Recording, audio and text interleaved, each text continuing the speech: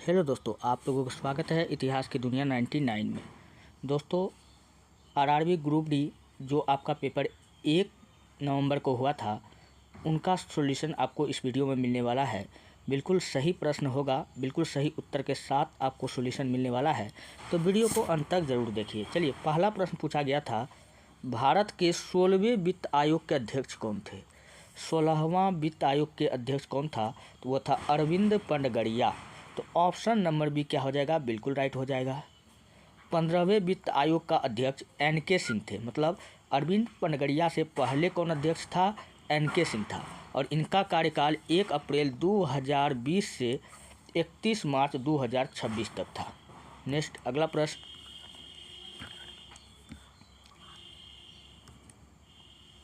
Indian premiere league, इसी को हम लोग शॉर्टकट में दोस्तों आईपीएल कहते हैं, 2025 में एक ही पारी में, आईपीएल में 2025 में एक ही पारी में सबसे बड़ा व्यक्तिगत स्कोर किस खिलाड़ी ने बनाया था?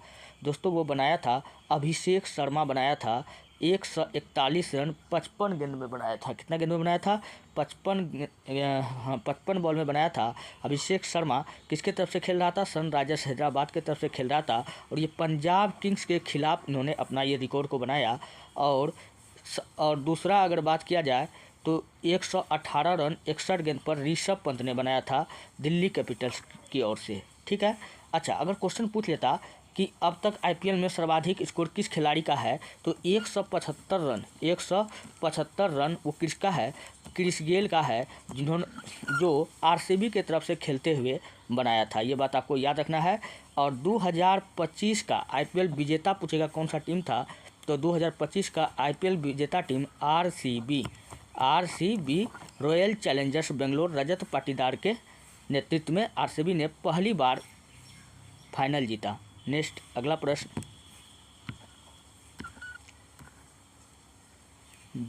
20 मई 2025 को सुप्रीम कोर्ट के एक निर्णय के अनुसार प्रवेश स्तर के न्यायाधीश सिविल जज जूनियर डिवीज़न के पद के लिए आवेदन करने वाले उम्मीदवारों की न्यूनतम कानूनी प्रैक्टिस का कितना अनुभव अनिवार्य किया गया है? कितना अनुभव अनिवार्य किया गया है? दोस्तों, ये किया गया है 3 वर्ष, कम से कम कितना? 3 वर्ष किया गया है। तो इस प्रश्न का ऑप्शन नंबर सी क्या हो जाएगा? बिल्कुल राइट हो जाएगा। दरअसल सुप्रीम कोर्ट ने 20 मई 2025 के अपने फैसले में ये स्पष्ट किया है कि सिविल जज जूनियर डिवीज़न जैसे प्रवेश स्तर के न्यायिक पदों के लिए कम से कम 3 वर्ष की सक्रिय वकालत करना अनिवार्य होगा।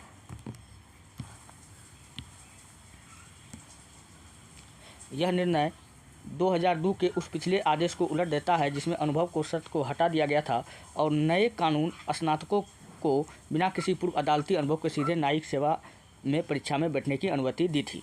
नेक्स्ट, अगला प्रश्न है, 2025 में वन जैव विविधता और जलवायु सुधार की राज्य व रैंकिंग में भारत में प्रथम स्थान किस राज्य को दिया गया था? तो दोस्तों, किसको दिया गया था? तो वो दिया गया था आंध्र प्रदेश को। किसको दिया गया था? आंध्र प्रदेश को। ऑप्शन नंबर बी क्या हो जाएगा? बिल्कुल राइट हो जाएगा। और आंध्र प्रदेश को कितना मिला था? 100 में 70 अंक मिला था। लगभग 68.38 रहा इसका औसत अंक। सितंबर 2025 में रिजर्व बैंक ऑफ इंडिया, जिसको हम लोग आरबीआई कहते हैं, के नए डिप्टी गवर्नर के रूप में किसे नियुक्त किया गया था? तो 2025 में सितंबर में किसको नियुक्त किया गया था? तो वो किया गया था श्रीश चंद्र मुर्मू को। किसको?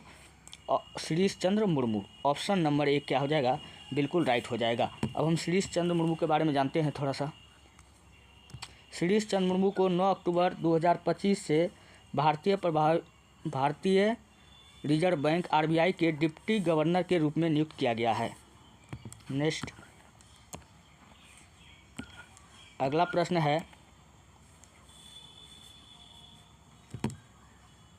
वरुण भारत और किस देश के बीच आयोजित होने वाली एक नौसैनिक युद्ध अभ्यास है? तो वरुण नामक युद्ध अभ्यास किन 2 देश के बीच होता है? दोस्तों, भारत और फ्रांस के बीच में होने वाला जो युद्ध अभ्यास है वो कौन सा है? वरुण है। इसलिए इस प्रश्न का ऑप्शन नंबर बी क्या हो जाएगा? बिल्कुल राइट हो जाएगा। भारत और फ्रांस के बीच होने वाले नौसैनिक युद्ध अभ्यास का नाम क्या है? वरुण नाम है। ठीक है, ये बात आपको याद रखना है। भारत में फ्रांस की नौसेनाएं 1993 से द्विपक्षीय समुद्री अभ्यास कर रही है। वरुण नौसैनिक अभ्यास 2025 का 23वां संस्करण पूछेगा कहाँ हुआ था, तो दोस्तों ये अरब सागर में 19 से 22 मार्च 2025 तक आयोजित किया गया था। भारत और फ्रांस के बीच अन्य अभ्यास भी होते हैं, जैसे वरुण पूछ लिया तो आपको बताना गरुड़ नामक युद्ध अभ्यास किसके किसके बीच में होता है, तो गरुड़ भी भारत और फ्रांस के बीच में। 2024-25 के अर्जुन पुरस्कार के लिए मुक्केबाजी में किस खिलाड़ी को चुना गया था, वो चुना गया था स्वीटी बुरा को। किसको चुना गया था? स्वीटी बुरा को। ऑप्शन नंबर सी क्या होगा? बिल्कुल राइट हो जाएगा। नेक्स्ट अगला प्रश्न है 2025 में जेंडर गैप इंडेक्स में प्रथम स्थान किस देश ने प्राप्त किया है? 2025 में जेंडर गैप इंडेक्स में प्रथम स्थान जो प्राप्त किया था उसका नाम है आइसलैंड। क्या नाम था? आइसलैंड। ऑप्शन नंबर सी क्या हो जाएगा? बिल्कुल राइट हो जाएगा।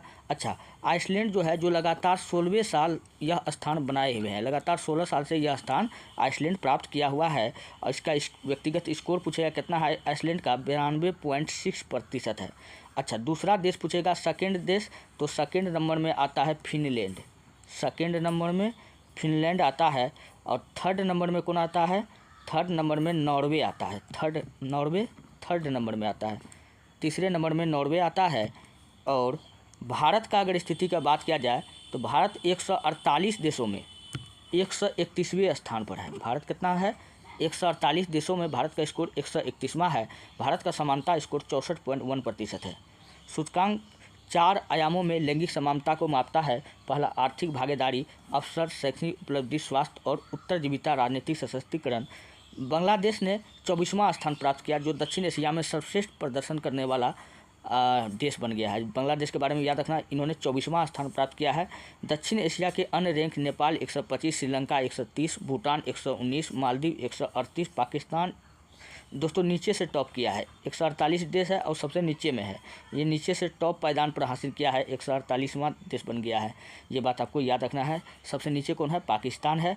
भारत अपना 131वें स्थान पर है, ये बात आपको याद रखना है। चलिए नेक्स्ट अगला प्रश्न आपके सामने में है। जून 2025 में किसी ने 3 लाख से अधिक प्रतिभागियों के साथ एक गिनीज वर्ल्ड रिकॉर्ड स्थापित किया। यह रिकॉर्ड किस देश में हुआ था? तो जून 2025 में विशाखापट्टनम यानी भारत में हुआ था। इस प्रश्न का ऑप्शन नंबर 1 क्या हो जाएगा? बिल्कुल राइट हो जाएगा। 2025 को विशाखापट्टनम आंध्र प्रदेश भारत में आयोजित समारोह में लगभग 3 लाख सैकड़ा हज़ार 10,000 लाख 3 लाख 2,000 लोगों ने एक साथ योगाभ्यास किया। और इसी तरह यह सबसे बड़ी एक साथ योग सभा भी का गिनीज वर्ल्ड में नाम दर्ज करवाया। नेक्स्ट 2025 के अंतर्राष्ट्रीय योग दिवस का थीम क्या था? 2025 का अंतर्राष्ट्रीय योग दिवस का थीम था एक पृथ्वी एक स्वास्थ्य के लिए योग। ये बात आपको याद रखना है, इंग्लिश में for one earth one health. Next 2025 में प्रित्जकर पुरस्कार से किसे सम्मानित किया गया? 2025 में प्रित्जकर पुरस्कार से किसको सम्मानित किया गया? दोस्तों 4 मार्च 2025 को घोषित किया गया कि इस वर्ष का प्रित्जकर पुरस्कार जो है किसको मिलेगा? लियू जियाकुन को। किसको मिलेगा? लियू जियाकुन को। ऑप्शन नंबर डी क्या हो जाएगा? बिल्कुल राइट हो जाएगा। यह पुरस्कार दोस्तों वास्तुकला के क्षेत्र का शीर्ष अंतर्राष्ट्रीय सम्मान माना जाता है। वास्तुकला के क्षेत्र में यह पुरस्कार दिया जाता है, आर्किटेक्ट के क्षेत्र में। ये बात आपको याद रखना है।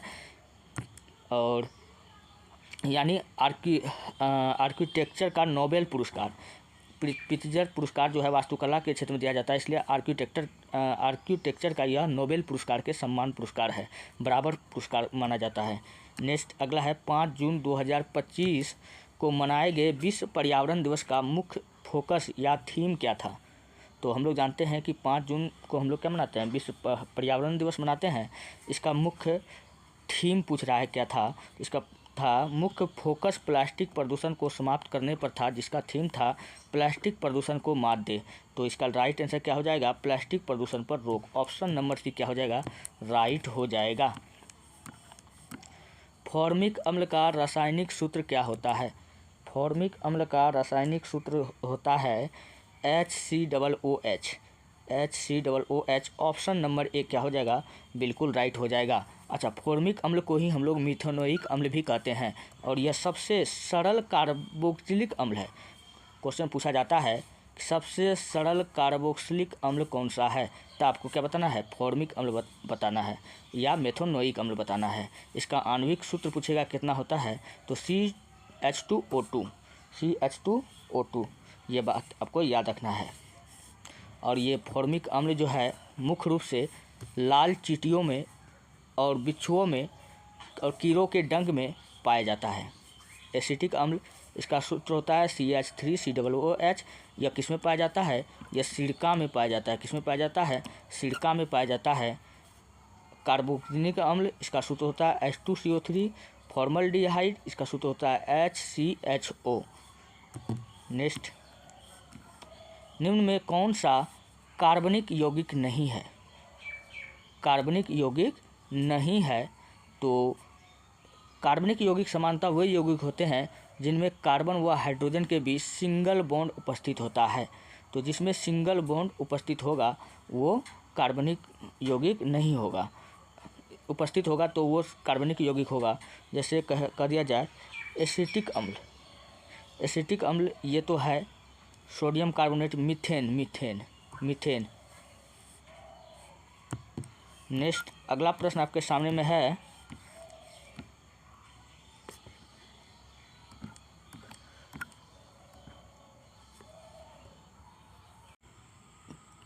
हेलो दोस्तों, आप लोगों का स्वागत है इतिहास की दुनिया 99 में।